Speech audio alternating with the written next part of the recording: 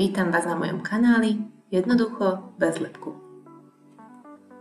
Táto krémová polievočka je taká hustá, že by sme ju kľudne mohli nazvať i prívárkom. Na jej prípravu budeme potrebovať 3 kusy zemiakov, vodu, 4 bobkové listy, pôpor, vegetu, soľ. 1 smotanu na šľahanie a 1 lyžičku múky na zahustenie. Najskôr si uvaríme zemiaky vo vode.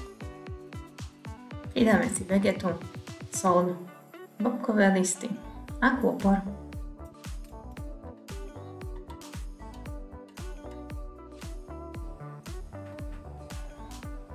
Keď sú zemiačiky uvarené, pridáme smotanu na šľahanie.